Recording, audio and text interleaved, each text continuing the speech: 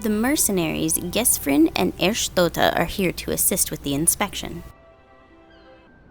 Both are old hands when it comes to escorting Clea during her more dangerous duties. Well met, Arton. My spells are at your disposal. This won't be the first time we're expecting trouble, but as long as we follow the Foreseer's tactics and keep a clear head, we'll come through just fine. The Morning Star is preparing to dock in Aleport. We will meet our first challenge, however, before we even board the vessel. It is almost a certainty that the merchant ship has hired a thug or two to accost us at the pier. I calculate the probability at 98%. The crew wish to avoid attacking us on deck, you see, as that would all but trumpet their criminal intentions to the world at large. Now, once we do manage to clear the rails, we will face a deck crowded with armed sailors. For a small party such as ours, the most effective strategy will be to incapacitate individual foes as swiftly as possible. Each opponent we down is one less weapon raised against us. Should we allow ourselves to become tangled in multiple drawn-out skirmishes, lest we be overwhelmed, I call this stratagem hammerfall. Strategy is a tool used to manipulate one situation into the desired reality. Keep those words in mind, Arton. It's time we departed. Let us regroup in Aleport.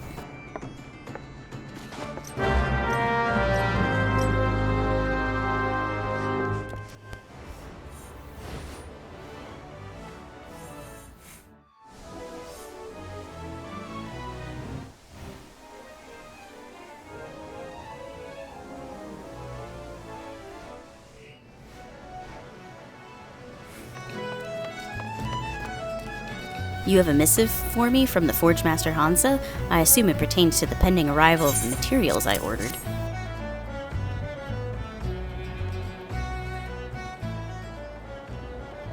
Blast and botheration. Another delay? I am well aware of the shortage of artisans, but... My apologies. The messenger does not deserve to bear the brunt of my frustration. Might I have your name?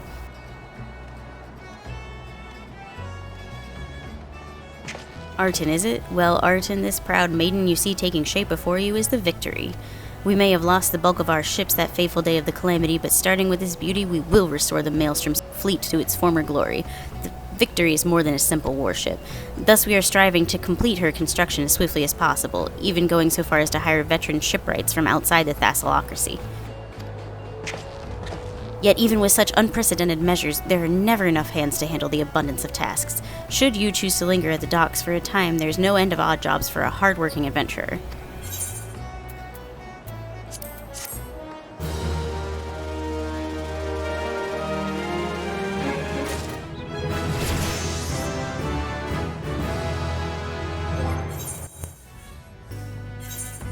Where in the seven hells is that man? Not once in 12 moons has he been late with a shipment, and now 2 whole turns of the sun without a single word. Shipwright of mine, a young man named Fershmid, recently left Candlekeep Quay to retrieve several crates of supplies ordered from Limsa Laminsa, but has yet to return. I have sent several missives to Halbroda, but his replies are always the same. He does not recall ever seeing the rite, nor the supplies he was scheduled to collect. That man knows something, and I severely doubt he is telling me the whole truth. As I cannot leave my post, I would ask that you travel to Candlekeep Quay in my stead, and inform Halbroda that if he insists on playing these games, I will personally see that he is transferred to Turtleback Island, where he can rot alone in the middle of the sea for all eternity.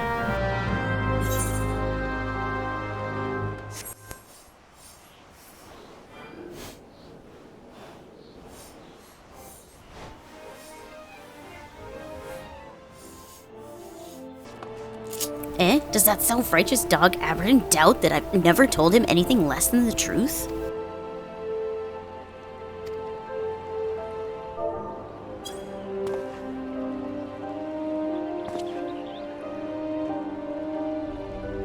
Turtleback Island? He cannot do that. Can he? I swear on my poor Nana's grave, Navigator rest her soul, I know not of this fishman. Hells, we here at the quay have had enough trouble these past few suns, what with the sinking of that Laminsan cargo ship off the Salt Strand. I haven't the time to take a proper piss, let alone make note of every scrag that wanders in off the grip.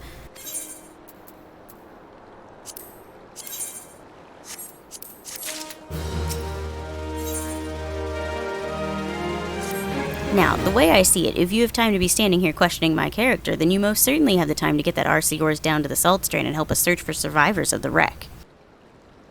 Who knows, you may just run across this Fishmid everyone seems so eager to find. Here's to hoping the Navigator hasn't found him first.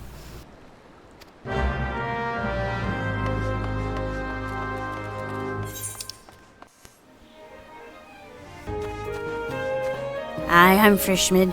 You say the foreman's wondering on me whereabouts? I thought he might be. 2 nights past, I made the trip from the dry docks to Candlekeep Quay just as the foreman asked. The seas were right rough, and the captain of the cargo ship was wary of bringing her too close to the cliffs. By the time we was halfway twixt shore and ship, the swells had risen to nigh 10 yawms, and 'twasn't long before the waves had hold of us. Try as we might to steady the boat, nature's grip was too tight, and we was flung headlong into the Leminson galley. When I awoke, both ships were gone, and the cargo I was to collect lay strewn across the salt strand. I's made every effort to salvage it, but the sands are crawling with kikurin, and I ain't a one with a sword.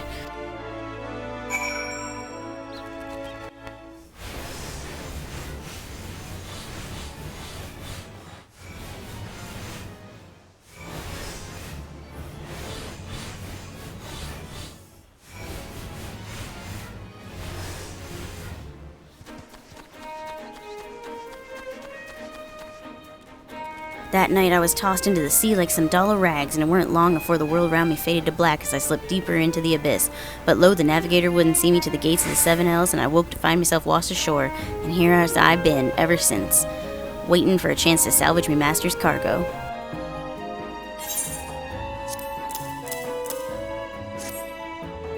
The missing parts! I don't know how I can repay you. I'll deliver the supplies right away, but first I must stop by the quay so I might pay my respects to the widow of the brave fisher who gave his life for a handful of coin. Could you tell Albertum that I'll be back at the dry docks by nightfall? Many thanks, adventurer.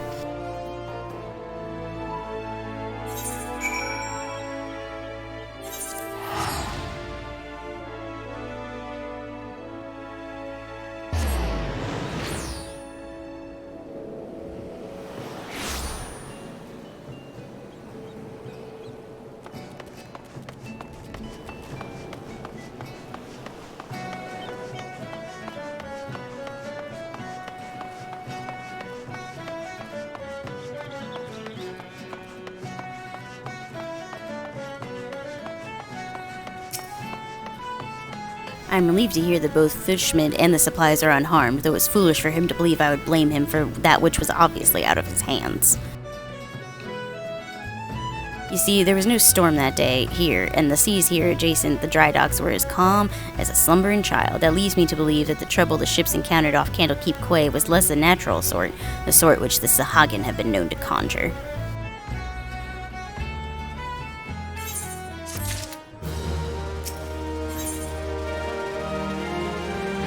Artin, while I originally had doubts about your motives, you have repeatedly proven yourself an asset to Neldik and Femelis. I still do not like you, but that does not mean I do not trust you.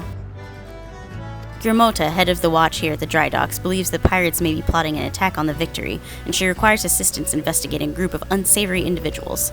Despite all Limsa has endured before, during, and following the calamity, the fact that there are still those who would turn their backs on the city-state so they might line their pockets with a few handfuls of coin, just the thought of it sickens me.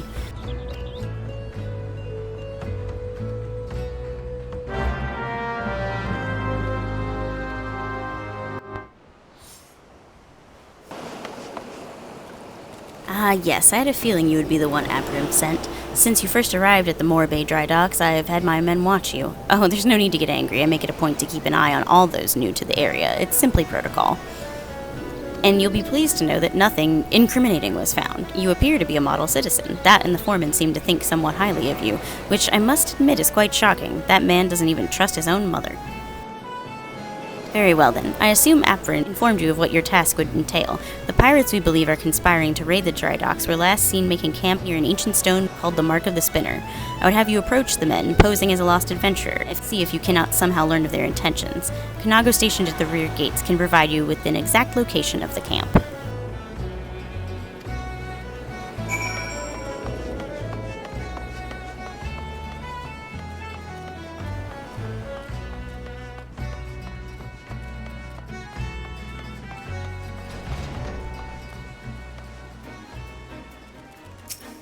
Artin, haha, I knew it. No more sardines for Knago. Tonight I shall dine on the finest salmon on the peninsula. Why? Well, I had a little wager going with some of the other guards on who Atburn would recommend for the next job. My money was on you. Ah, the job. Yes, of course. If you follow the road past the gates to the southeast, you will eventually come to a barren cape with a single large stone half buried in the cliff overlooking the sea.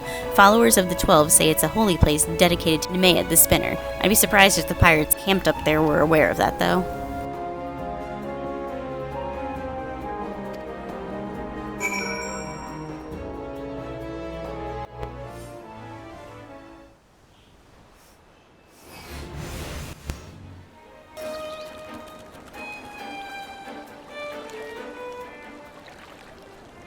I'm giving you to the count of 9 to step back on that path and carry your venturing arse back down to whatever rock it is you crawled out from under.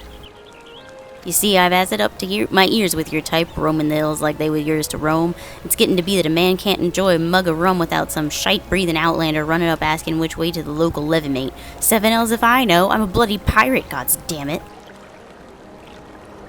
Dolls, balls. Once we have me boy back, I'm putting this godforsaken pisshole of an island so far behind me, ain't no one will remember I was ever here. Come on, scrags, we's knives to sharpen.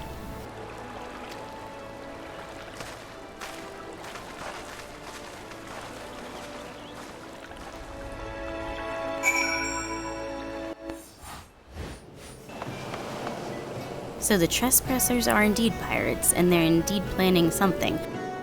Could it be that their target was never the Victory? Something is not right, and I won't sit by idly waiting for those pirates to make the first move. I shall order increased patrols immediately. Thank you again for your help, Martin. It appears we were wise to put our trust in you.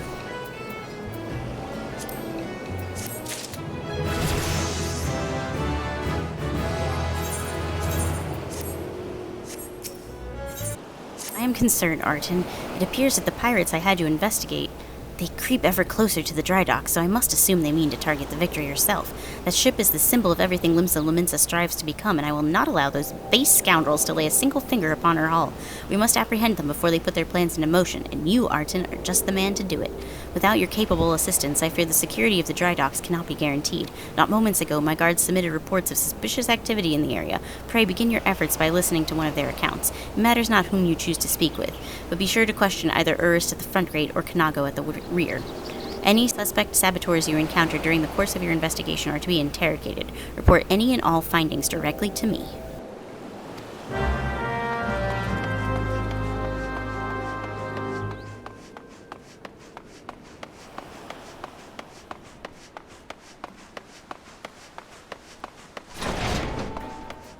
Hail, adventurer. Glad to have another hand aboard to help shore up security. Gods know our reports would sit on Grimolta's desk gathering dust if it weren't for you.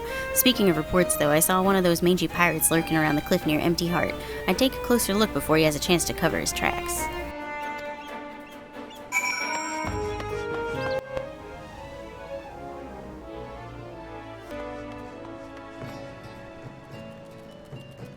Bah, spotted me, did you? Well, you're too late. What's to happen is already in motion.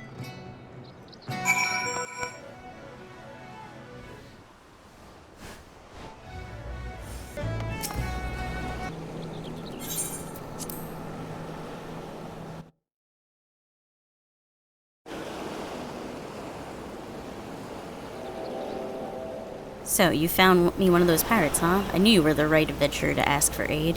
But what could these knaves be planning? What's to happen is already happening? Captain! Trouble at the shipyard! Easy now, soldier. Who did this to you? Pirates, out of nowhere. Stuck me good. Gods below, we are not prepared for this. The pirate soldier, how many do they number? Not sure. More than I could quickly count. Seem to be carrying explosives. Explosives? Then there's no time to lose. Arton, you heard the situation. Make your way to the shipyard and engage these intruders. I will see to this man's wounds, then follow after.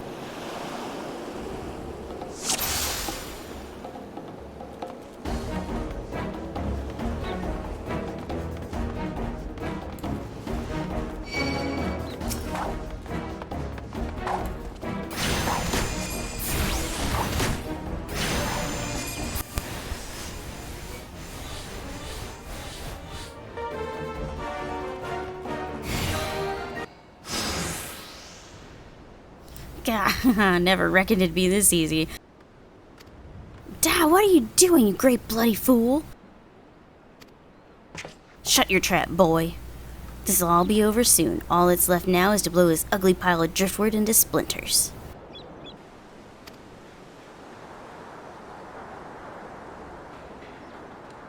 Why would you do such a thing? Have you any idea how important this ship is?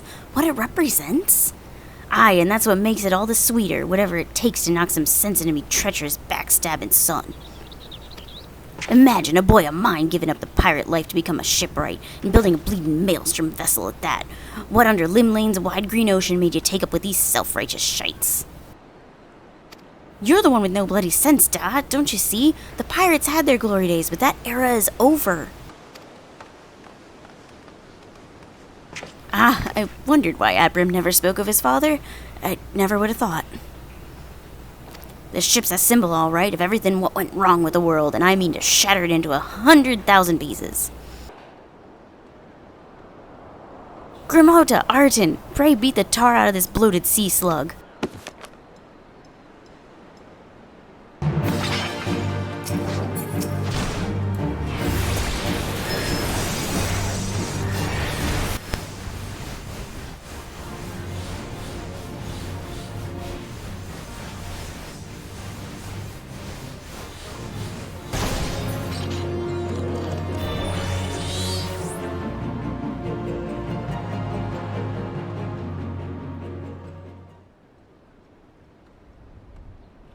I must be getting old, letting some green venture get the best of me.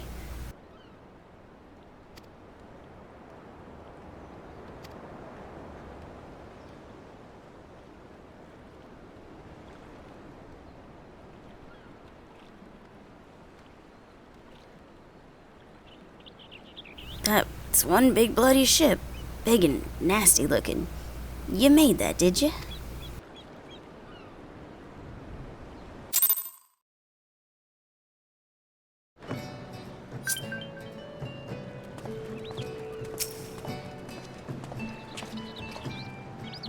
My thanks, Arton. I shudder to think what may have become of the Victory without your intervention. The pirates have made a right mess of things. I'd best get to sorting out the docks. And my thoughts could use some sorting out as well. Ever did my father have a way of turning my life upside down? Pray convey my thanks, and my apologies, to Gimthota.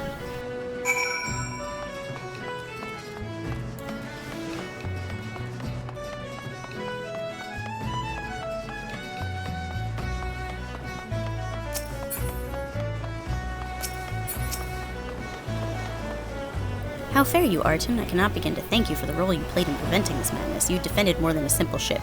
You saved the budding hope of Limsa from a violent demise. It seems our security regimen will require much in the way of improvement. Brim apologizes? Well, I suppose I can understand why he would feel responsible. But in time, I believe he will come to a single conclusion. The most fitting way of moving past his anguish is to see the victory completed.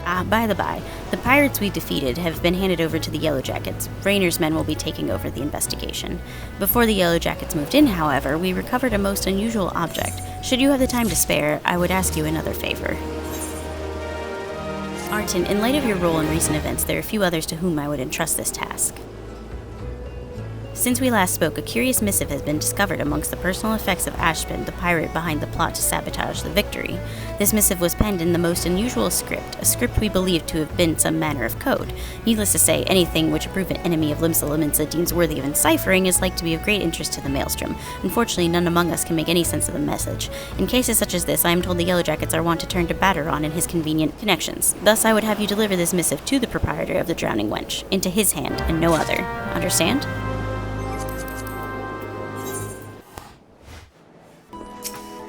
Ahoy there, Arton. I've been hearing about your deeds at the dry docks. Atbrim laid out the entire tale for me. Poor Sod was still reeling at his old man's part in the business, but at least he kept the Victory from being sunk afore she sailed. And for that, I owe you me thanks. You really made a name for yourself here in Limsalad. Folk will know that when they need something doing. You need something doing? And what might that be?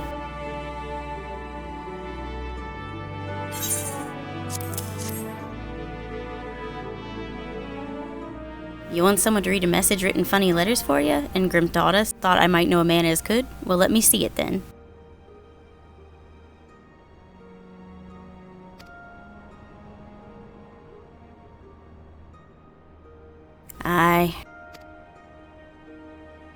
I reckon I might know a canny bugger what can read stuff like this. Ugly sod by the name of Batteron. You know, you're like one of me regulars now, Arton. You never let me down yet, and Navigator help me, I reckon I can trust you. Grimthota was right to want this message deciphered. We got us some trouble brewing here, and make no mistake, get ready for action.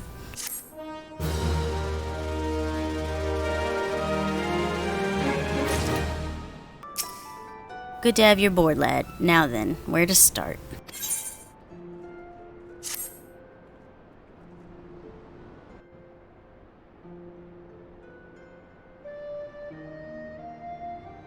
Back when I was younger and nastier, I earned me living as a sellsword. In that business, if you wanted to know what your enemy was up to, you had to learn to read the orders you prized from the cold dead hands of his mates. That's how I came to know how to read your message. Truth be told, the script was only too bloody familiar. Them Sahagin letters, lad. And I should know, I've gutted more fishback messengers than I can count. It gets worse, though. The plan to blow up the Victory is in here, all right down to the fine details.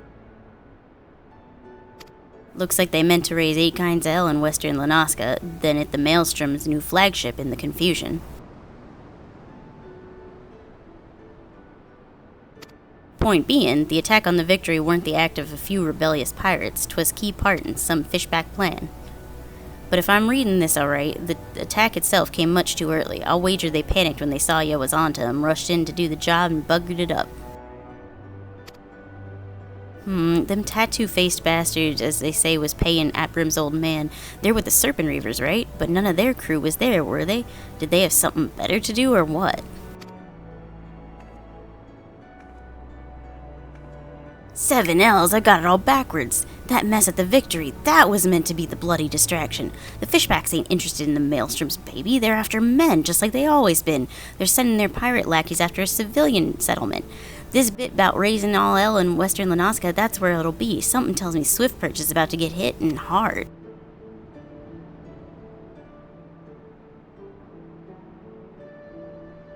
Here's a rough translation of the message. Take it to Commodore Rayner at the Coral Tower and tell him he's in for a busy day.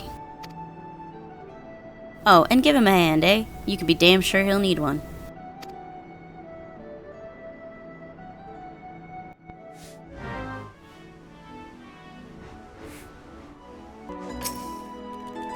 Yes, I am Rayner. Ah, you must be the adventurer whose name is on everyone's lips. You are to be commended for your part in thwarting the plot to destroy the Victory. You bear an urgent message from Baderon? Why do I get the feeling that my hopes for a quiet evening are about to be cruelly dashed? Tell me, what is afoot?